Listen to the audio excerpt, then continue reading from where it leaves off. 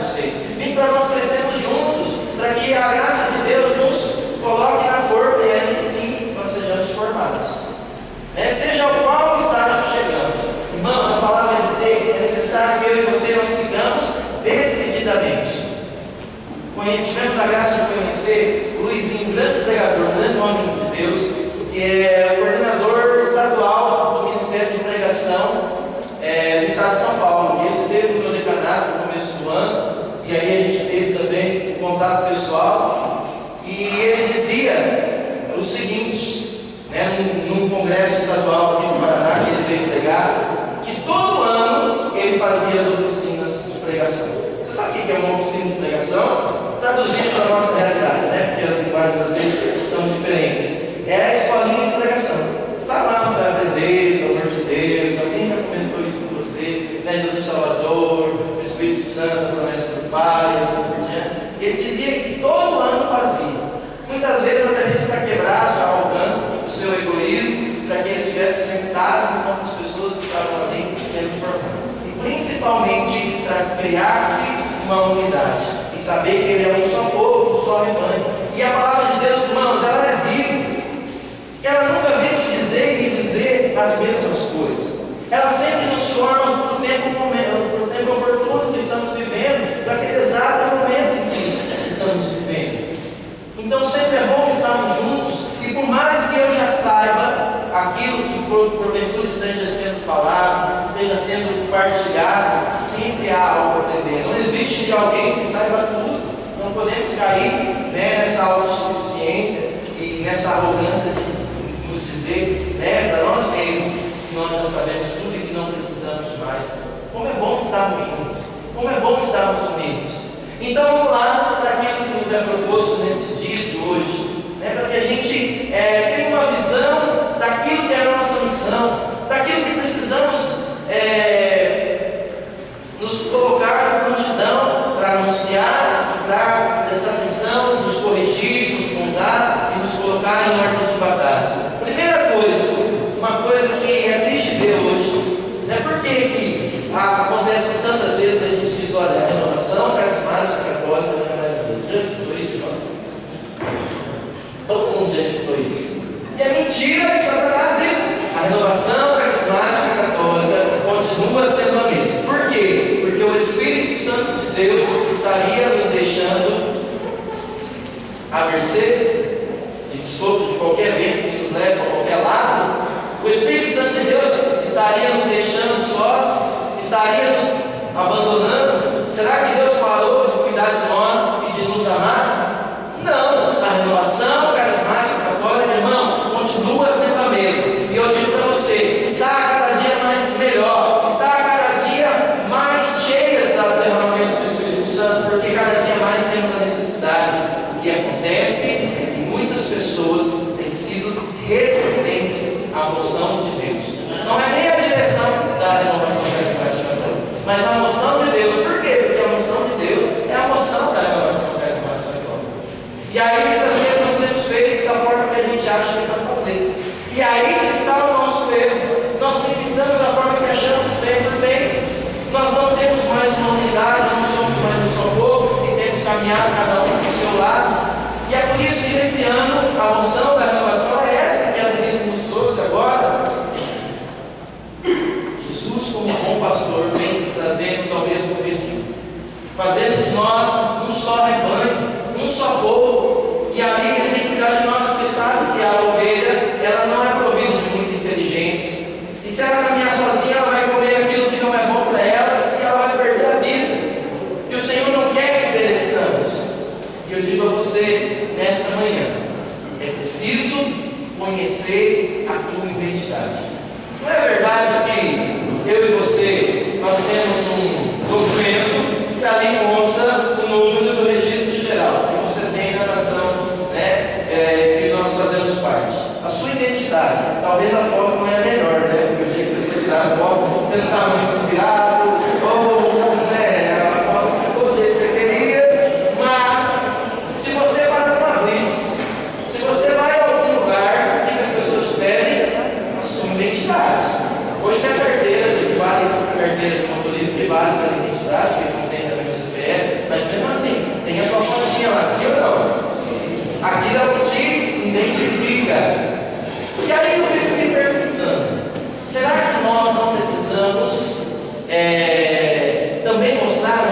identidade para que as pessoas saibam quem somos. Mas, para que isso aconteça, nós mesmos precisamos saber quem somos. Quem somos, irmãos? Quem somos? Somos a renovação carismática católica. Ou melhor dizendo, o movimento eclesial da renovação carismática católica. Reconhecido pela igreja. Você sabe, nós fazemos isso, mas não precisávamos participar dos vicentinos, dos ministros da Eucaristia, da pastoral da acolhida, de todas as outras pastorais para serem reconhecidos como igreja. O fato de sermos um movimento eclesial da renovação carismática católica nos fazem ser o povo de Deus, reconhecidos como igreja. Mas, porém, contudo, entretanto, se nós, como renovação carismática católica, estivermos engajados nas nossas paróquias, estivermos engajados nas nossas comunidades, agora não vai sair para isso, a Leandro falou que é só eu ser renovação carismática católica e continuar andando da mesma forma, desculpe a palavra, sem vergonha, que muitas vezes a gente tem se cuidado, sem compromisso, e é suficiente não. A partir do momento que o nosso grupo de oração, que é a célula-mãe da renovação carismática católica, se coloca de prontidão para atuar na nossa comunidade, se coloca à disposição de nosso padre, da nossa paróquia, da nossa comunidade, aí sim, como movimento eclesial da renovação carismática católica, nós não precisamos fazer nada. Mas, como dispostos e movidos pelo Espírito, é por isso que nós assumimos isso. É por isso que nós nos colocamos à disposição. E sempre queremos ajudar, queremos ir além. Então, nós somos um movimento eclesial da renovação carismática católica. E temos uma identidade. Identidade é essa que nós precisamos conhecer, porque é isso que nos leva a evangelizar. E é dessa forma que nós evangelizamos. Mas acontece que nós temos perdido a nossa identidade. E não temos mais sido dessa forma. Por quê? Porque perdemos as referências. Pessoas que eram referências e nos formavam e nos orientavam, não a nível de Estado, de nacional, de arquidiocese, mas até mesmo no nosso decanato, no nosso grupo de oração. E é por isso que nós estamos perdendo a nossa cultura, que é a cultura de Pentecostes, que é de sermos apóstolos da efusão do Espírito Santo. E muitas vezes nós temos pulado as fases de formação. E aí muitas vezes é assim. O que acontece? Para você crescer bem, ter saúde, o que você precisa? Dos nutrientes necessários para que a sua saúde seja boa, assim. E muitas vezes nós temos pulado as etapas, é por isso que muitas vezes nós não temos sido mais, aí já vai dizer assim, não se faz servo como antigamente. Não é assim? Nós precisamos retomar isso. Não é para que a gente fique vivendo de saudosismo, fique vivendo de um tempo passado. Não, mas para que a gente renove o foco, para que a gente a partir de agora comece a fazer a coisa certa. Se foi feito o diagnóstico e não está sendo correto o diagnóstico daquilo que a gente analisou e viu, não está bom, não está na conformidade, temos faltado algo que nos faça ser completos como servos de Deus. O Ministério de Música e Artes, nosso tempo de trabalho de música, de teatro, de dança, das expressões artísticas todas que nós podemos evangelizar, nós precisamos saber, e diagnosticar esse erro, diagnosticar essa falha, e tem nos faltado nos conhecer como movimento. Temos uma identidade. Lá no primeiro caderno da Escola de Formação Permanente, é uma escola de formação permanente, porque nós temos que nos formar, temos que conhecer o movimento que nós fazemos parte, temos que saber o que estamos fazendo. Ou será que vai ser assim, irmã, você está enferma, por exemplo, em nome de Jesus você não está, mas por exemplo, você está e fala, olha, Leandro, eu estou com uma dor de cabeça muito grande. E aí eu vou falar, não esquenta a cabeça não, eu sou médico. Sou bom nisso aí. Mas você fez faculdade, estudou para isso? Precisa? Eu vou falar isso para você, precisa? Irmão, eu vou perder o joelho aqui, vamos operar. Vamos fazer uma cirurgia que resolve isso. Você é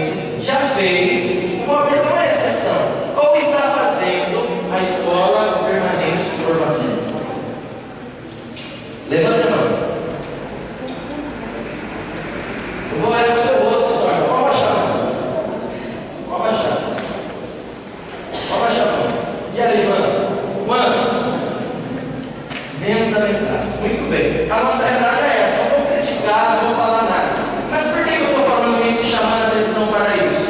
Porque o caderno 1 da Escola de Formação vai nos dizer o seguinte: justamente isso, a identidade da renovação carismática, que vamos resumir aqui, para que eu e você, para que nós entendamos. Qual é a nossa identidade? Se eu perguntasse para você, qual é a identidade da renovação carismática católica, André, o que você me diria? A identidade da renovação carismática católica, qual é? Não precisa responder não, pode ficar tranquilo. Por ninguém não, pode ficar cegado. Então, a gente sabe, eu não sabe, eu não deixei ele falar, porque a gente entende. A nossa identidade, irmãos, nós resumimos em 3 pontos. Primeiro, batismo no Espírito Santo. Graças a Deus, pelo menos esse ponto todo mundo fala. Batismo no Espírito Santo, está certo. Mas os outros 2? Vivência dos carismas e vida em comunidade. Irmãos, precisamos saber isso, porque é isso que nos move, é isso que faz o nosso ministério ser fecundo, e é isso que dá a direção para a nossa atuação, no nosso campo de missão, que é a célula-mãe da renovação carismática, o grupo de oração. Primeiro, porque é aquilo que pregamos, é aquilo que, com a nossa música, nós levamos aos corações das pessoas, as pessoas serem batizadas no Espírito Santo. Esse é o nosso papel. Mas, continua, não para por aí. Porque como a pessoa vai receber essa graça? Através daquilo que nós somos servos de Deus. Aí, logo que a gente até nem sabe, agora ficou fácil, né? Eu vou decorar e não esqueço nunca mais. Aí pode vir o Marcelo Bernini, que é o coordenador da formação, perguntar, o Ministério de Música e Arte, declarar ciência, vai saber responder. É o batismo do Espírito Santo, é a vivência dos carismas, é a vida em comunidade. Não tem se perguntar, vocês respondem certinho, porque, né? Tudo bem. Mas, de que forma se dá isso? O batismo do Espírito Santo na vida de uma pessoa. Através de que forma? Através da oração. E nós, como servos, temos que estar unidos para orar pelas pessoas, para ministrar a canção. Não somente cantar, não somente tocar, mas ministrar a canção. A nossa música, ela leva, né, a nossa arte, seja ela a música ou o teatro, né, seja ela a dança, as outras expressões artísticas todas, né, ela leva ao encontro pessoal com Deus. E é isso que é o batismo do Espírito Santo. O encontro pessoal com Deus, o divisor das águas. Como eu digo, né, na minha vida é como um calendário. Existe o antes e o depois de Cristo. Na vida do carismático também precisa haver essa divisão. Um antes e o depois de Cristo. Eu tenho que viver como depois de Cristo. Depois de Cristo ressuscitado que entrou na minha vida, daquele que derramou o Espírito Santo sobre mim e sobre você, irmão. E aí nós começamos a viver o quê? A prática a vivência dos carismas. Será que os nossos ministérios têm sido, como nós somos chamados, de carismáticos? Sim ou não? Sim ou não? Sabemos na hora de ministrar que é aquilo que precisamos fazer, conhecemos os carismas, e aí muitas vezes as pessoas não têm tido encontro pessoal com Deus. Por quê? Eu quero entrar numa outra dimensão, né, para te fazer uma outra pergunta, para que a gente vai conhecendo isso, porque tudo isso é o que nos move, é o que nos rege dentro da reunião de oração. Né? Em um outro momento nós vamos estar partilhando isso, provavelmente no FAM, né? Já deixa aqui um convite em setembro, por favor, esteja lá. Nós não temos muito tempo lá também, mas vamos exercer o nosso tempo em favor disso. Então, a vivência dos carismas na nossa particularidade, no Ministério de Música e Artes, na dança, no teatro, na música, ela precisa ser constante. Porque o que acontece muitas vezes? Todo mundo aqui fez encontro de bons carismas. Quem fez eu não? Graças a Deus, né? Porque o que nos pede é que, né, nos moldes antigos, é que para ser servo da renovação carismática, estar no regimento da renovação carismática católica, precisa, né, se ter feito uma experiência de oração, crescimento, né, o encontro de novos carismas, para depois se servir no grupo de oração. Então, irmãos, os carismas são fundamentais. E muitas vezes nós não temos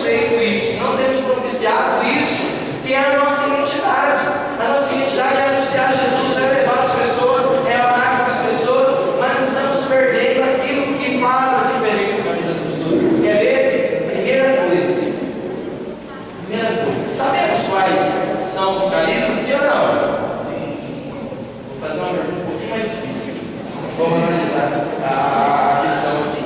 Eles são, podemos assim, divididos para o nosso conhecimento, e para que fique mais fácil a nossa compreensão, são divididos de 3 maneiras. Não divididos, separados, né? Mas só organizados. Os dons de poder, os dons de inspiração e os dons de revelação. Agora ficou de graça. Você sabe quais são os carismas? Sim ou não? Quais são os carismas? Lá na carta dos Coríntios, né? Dom de línguas, dom da interpretação das línguas, discernimento dos espíritos. Claro isso, dom de discernimento dos fé, milagre, profecia, cura, palavra de ciência, palavra de sabedoria. Esses são os carismas. E por que eu disse para você os dons de revelação, os dons de inspiração e os dons de poder? Quais será que são desses que nós partilhamos os dons de poder? Cura. São 9 os carismas, né? Temos o dom do repouso do Espírito, que também leva a cura, a libertação, mas esse não está na palavra de Deus. Essa é a consequência da vivência dos carismas, né? Mas são 9, então dividido por 3, dá 3 também. Então vamos lá, os dons de poder: cura, milagres, e na realização do que estamos usando o quê? Fé. Então os dons de poder são esses: cura, milagres e o dom da fé. E os dons de revelação? Olha, existe uma diferença. Eu sei que você está me dizendo o dom de ciência como o dom da palavra de ciência, mas é o dom da palavra de ciência. O dom de ciência é um dom para a nossa santificação, é diferente, né? Então, assim, é o dom da palavra de ciência, o dom da palavra de sabedoria e o dom do discernimento dos espíritos. Então, esses são os que compõem os carismas, os dons, né, de revelação. E agora os dons de inspiração. Esse eu gosto muito, porque não vai perder pelo menos 10 minutos. Os dons de inspiração são o dom de línguas, o dom da interpretação de línguas e um dom que acontece em todo mundo de oração, toda semana, o dom da profecia. E vocês estão rindo? Não acontece no seu procuração, lá no seu abastecimento, na reunião do seu núcleo de serviço, não acontece isso? Está vendo que eu falei que ia perder pelo menos 10 minutos aqui? Então vamos lá, gente. A vivência dos carismas, ela precisa primeiro acontecer no nosso núcleo de serviço, seja com toda a equipe de serviço ou no Ministério de Música e Artes, né? Quando nós nos colocamos para orar juntos, nós precisamos estar abertos à vivência dos carismas. Senão, gente, nós vamos orar e só vamos fazer um monólogo com Deus. Vamos falar, e você fala do teu abastecimento, do teu momento de oração inteiro, e vai falando, e olha no relógio, o alarme da igreja já está disparando, já não há mais tempo para nada de ser glória ao Pai, ao Filho e ao Espírito Santo. Aquela santidade. Irmãos, precisamos ter mais profundidade na nossa oração. Precisamos buscar o que Deus faça frutificar primeiro em nós aquilo que pregamos. Se não temos vivenciado em nós primeiro, no nosso ministério, na nossa equipe de serviço, como vamos trabalhar e ministrar dessa forma? Está dando para entender a necessidade que temos de retomar a nossa identidade? E aí eu dizia dos dons de inspiração, porque de fato precisamos estar inspirados. Inspirados por quem? Por Deus. Romanos capítulo 8, versículo 26 vai dizer: nós não sabemos orar como convém. Então por que você vai ficar falando 2 horas, só pedindo, só murmurando, só se lastimando? É só pode dizer, mas nós não sabemos orar e pedir o que convém. Mas Deus vem ao auxílio da nossa fraqueza. O Espírito vem nos ajudar, Ele vem para nos auxiliar e ora em nós com gemidos inefáveis. E aquele que escuta os corações, aquele que sonda os corações, sabe a necessidade que temos, conhece a realidade do nosso coração e leva até Deus aquilo que nós precisamos, não aquilo que nós queremos. Há uma diferença muito grande nisso, de precisar e de querer. Eu já contei em muitos lugares essa história, eu gosto muito dela, vou contar de novo. Talvez você não conheça ainda. Há uma diferença entre querer e precisar. Certa vez minha esposa chegou em mim e disse: nossa, eu estou precisando, né, de um tênis novo, porque o meu já está meio judiado, sabe como é que é, né? E tudo mais. Você sabe que mulher esquece a topeia, né? Você tem um monte de tempo colocando sapato aqui no dedo, mas eu falei: mas outro? Não, né? E aí fomos analisando, né? Eu cheguei na conclusão, que ele estava meio judiadinho dele, bem, né? Ela falou: vou lá comprar. Eu falei: tudo certo. Então ela foi. Você sabe como é que a mulher lá nas compras, né? Se cobre só um pouquinho, não é muita coisa não, né? E foi lá, e chegou, e foi seduzida, né? Pela aquela vitrine enorme. Mas você sabe que é uma divisão assim dos sapatos, dos calçados, né? Mais esportivos, do social, das sandálias, enfim, né? E ela teve um pequeno desvio ali da sua intenção. Começou a mirar o outro lado, assim, ela precisava entrar nesse lado da loja, mas ela foi aí para aquele lado. E ali começou a ver, mas resultado. Chegou em casa, disse: embora. Eu falei: olha, muito bem, comprou, deixa eu ver. É curioso, né? Está precisando, tem isso bonito, né? E ela fala: não, tem que fazer uma caminhada, fazer uns exercícios, preciso de um tênis realmente, né? Mas muito bem, né? E aí, eu falei: deixa eu ver. Ela deu uma risadinha. Por que você está rindo? E aí fomos abrir a caixa, e de lá dentro da caixa saiu um sapato vermelho, com um sol desse tamanho assim. Bonito sapato, né? Cadê o tênis? Ela: então já justifica tudo, né? E ela disse: olha, não resisti, tão bonito, você não acha? É bonito, mas olha, para você fazer uma caminhada agora vai ser maravilhoso. Já imagina você correndo na academia, esse sapato aí. Sabe, irmãos, viu a diferença de querer e de precisar? Eu fiz, estava tão bonito. Não é assim, às vezes a gente quer algo que não precisamos, né? E tinha lá um monte de sapato lá na sapateira, não tem nem lugar. Você já viu a diferença? Lá em casa é assim, não sei com vocês. O meu guarda-roupa, ele tem 10%, no nosso guarda-roupa, no nosso armário lá, ele tem 10% da minha parte aqui em casa. É o dízimo que ela me dá. Ela dá 10% do armário para mim, o resto é dela. Na sapateira é a mesma coisa.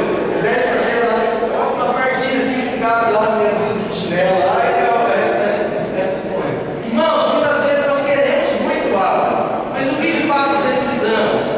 Precisamos ser formados, direcionados, guiados e conduzidos pela graça de Deus naquilo que Ele fica, naquilo que vai fazer o nosso ministério dele frutuoso. Então precisamos estar inspirados. Sabe por quê? Porque estamos perdendo a identidade. O que acontece?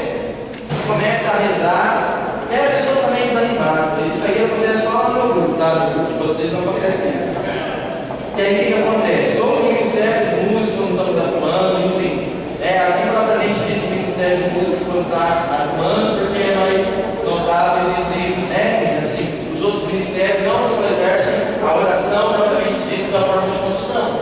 Se representam com as artes, né? As outras frentes de trabalho de nosso ministério representam com as artes, mas acaba não tendo tanta realidade de condução quanto nós. Enfim, o que acontece? A pessoa chegou meio preguiçosa, aí o povo começou a rezar, ela quer disfarçar que ela começa. Aí ela tem uma metralhadora, e não tem função, nada daquilo. E aí o que acontece? Aquilo vira, não é para rir não, isso aí acontece só no meu grupo, lá no seu não acontece isso. Vira uma coisa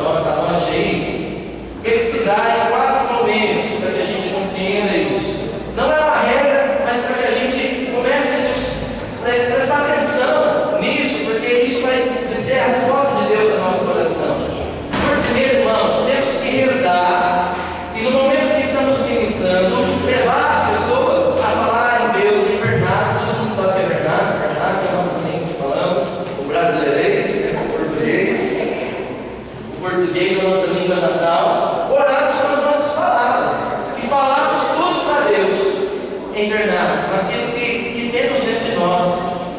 E falar e levar o povo a rezar dessa maneira. Não é verdade? O povo mal começa a rezar e ele está declarando.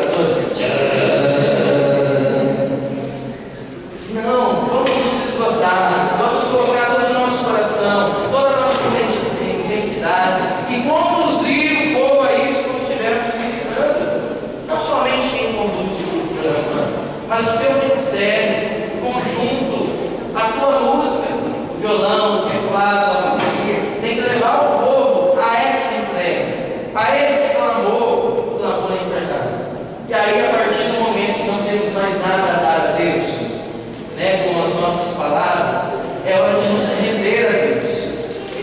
Aí sim nós oramos com o dom de línguas, deixarmos com que o Espírito ore em nós.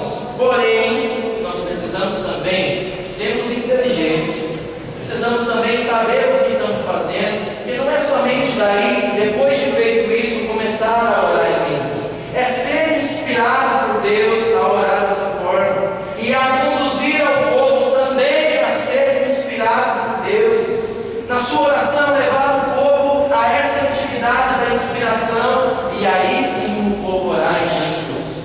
E aí a preocupação sempre de ensinar aqueles que não conhecem a orar dessa maneira, para não causar espanto, para que a sua oração seja verdadeiramente fecunda e que se tenha unidade. Não é verdade? O que acontece muitas vezes? Você está orando lá,